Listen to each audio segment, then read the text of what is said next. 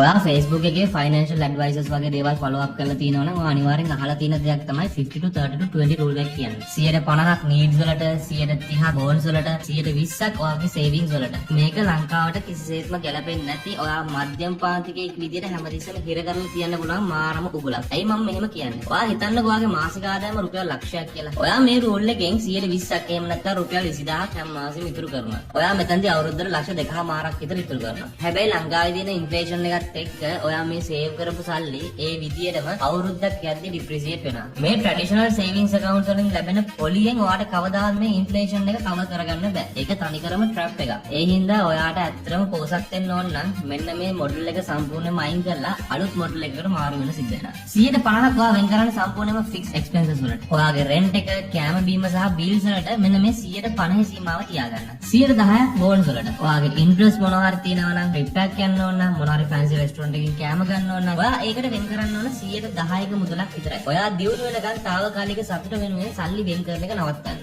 ඊට පස්සේ ඔයා 140ක් යූස් කරන්න ඕන වෙල්ත් ජෙනරේෂන් එකට. මෙන්න මේක තමයි වැදගත්ම දේ. ඉතිරි 140ම සේවිංග්ස් නෙවෙයි. ඩිරෙක්ට් ඉන්වෙස්ට්මන්ට් වලට ඔයා දාන්න ඕන. ඔයාගේ සල්ලි බැංක් account වල දිරන්න දෙන්න එපා. ඔයාගේ මුදල් වල අගේ රැක ගන්න ගෝල්ඩ් වල හරි ස්ටොක් මාකට් එකේ හරි එහෙම නැත්නම් ඔයා පටන් ගන්න ඉන්න බිස්නස් එකක ඉන්වෙස්ට් කරන්න. ගොඩක් අය කරන්නේ සල්ලි හම්බුනවා වියදම් කරලා ඉතුරු වෙන ටික විතරක් ඉතුරු කරන එක. හැබැයි පොහොසත් මිනිස්සු කරන්නේ ඒකේ හාත්පසින්ම අනිත් දේ. ඒගොල්ලෝ කරන්නේ සම්පූර්ණයෙන්ම 140ක් ඉන්වෙස්ට්මන්ට් වල ඉන්වෙස්ට් කරලා තමයි ඉතුරු ටික යූස් කරන්න පටන් ගන්න. ට්‍රැඩිෂනල් රූල්ස් වලට අන්ධ වෙලා ඒව ෆලෝ කරන එක දැම්ම නවත්තන්න. 120ක් ඉතුරු කරලා ඔයාට කවදාවත් පොහොසත් මිනිස්සෙක් වෙන්න බෑ. හෙට ඉඳන් ඔයාගේ මනි ඇලොකේෂන් එක වෙනස් කරන්න.